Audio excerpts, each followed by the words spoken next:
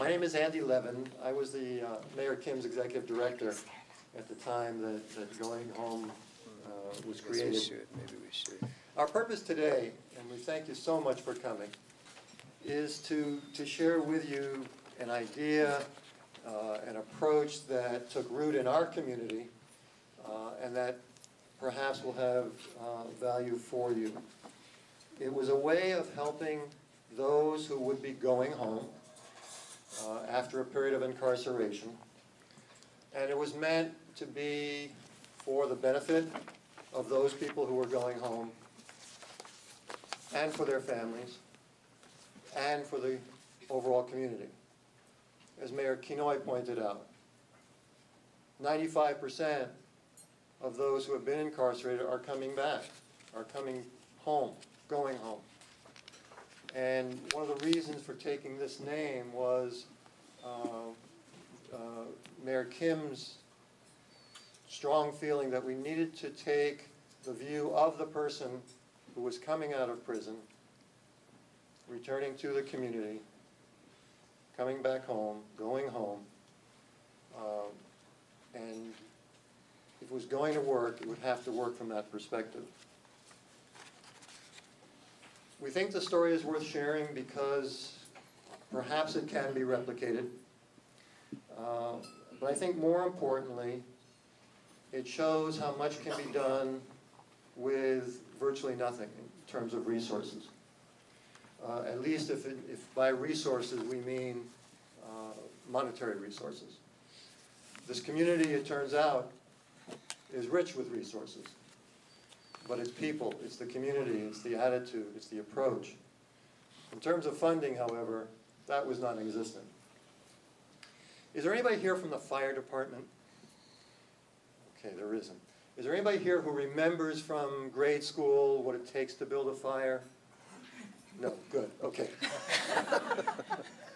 My recollection is very vague, but I'm going to get away with it since your recollection is hopefully as vague as mine. There were at least, I think there were 3 things that were required for a fire, but the 2 that I wanted to focus on, there's got to be raw material to burn, and there's got to be a spark. Those things were present here.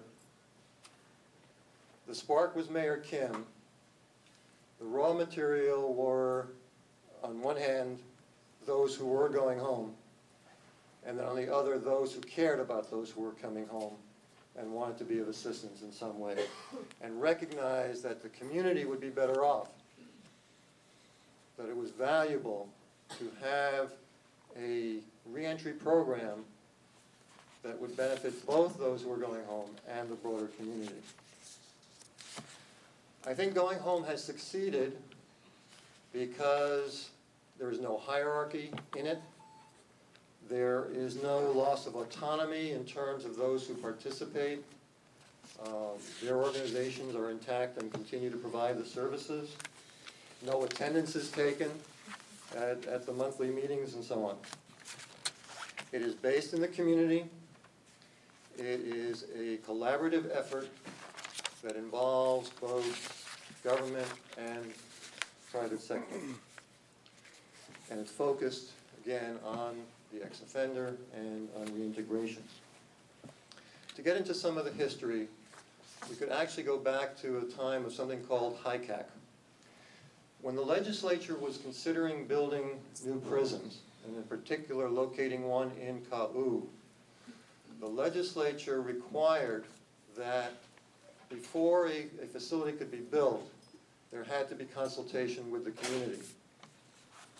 And then director of, I guess it was still called public safety then, I'm not sure, it was quite a while ago, was Ted Sakai. And he set up a community organization that included people like Barry Taniguchi, Rick West, Carol Ignacio, who's still around. We'll be here forever, hopefully. HICAC continued on long after the idea of building a prison in Ka'u disappeared. And it continued to consider and discuss issues involving those who are incarcerated, involving those who would be coming home or going home. In 2004, along came Mayor Kim. And Mayor Kim had two issues in mind that he wanted to address. One, we had an unemployment rate of something like 2%. If the slogan was that if you could breathe, you could work. Businesses could not find employees, good employees. And the mayor recognized that we were ignoring a valuable asset or potential asset if we did not make use of those who were coming out of prison. His second motivation, and I think the greater one, was a passion that he has for those who have been incarcerated. Very early on in his term of office, he took his cabinet to HCCC and to Halinani to see what was happening, to see the conditions, to get a better feel for what was going on. There were an awful lot of people there who were incarcerated who knew him and called him by his first name and said, "Hi, Coach." He had coached them in a prior life. They were part of this community. They knew him. He knew them. And he understood what they had been through. He certainly was no bleeding heart, but he recognized, again, the value both to them and to us in the broader community of making use of these people, that they were not to be thrown away, that they were a valuable resource, a valuable asset, and it was incumbent on us, even though the county had no direct responsibility, it was incumbent on all leaders, of which he was one, to try to make something better of these folks' lives, to help them and help their families. He knew who to ask. He approached, because there was this employment issue hanging out there, he approached the Workforce Investment Board, of which Alan Garson was the chair. And the old slogan that if you want somebody to do something, find somebody who's too busy, he approached Blaine Hanagami, who was head of workforce development.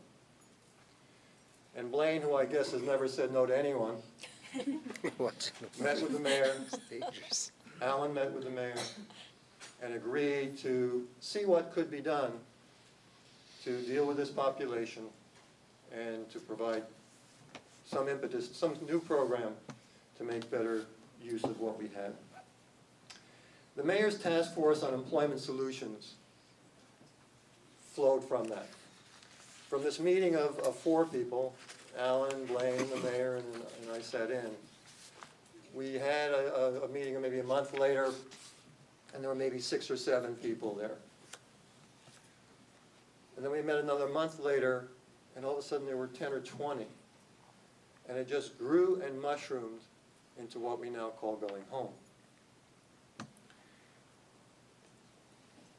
The mayor's narrow task force, which consisted of Blaine and a number of county department heads, came together about the same time. And that included our housing office. It included our planning office. It included transportation, which we recognize as being a big issue. It included finance, because we wanted to find a way to maybe change the tax laws so that people would have incentive to employ or to provide housing.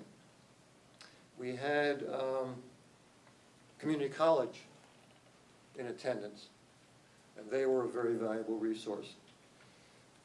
Research and development, civil service, they participated, looking for ways in which to find employment, provide jobs, do the research that we needed to know what we were doing. And ultimately it turned into, or it leads us to Operation Mainstream.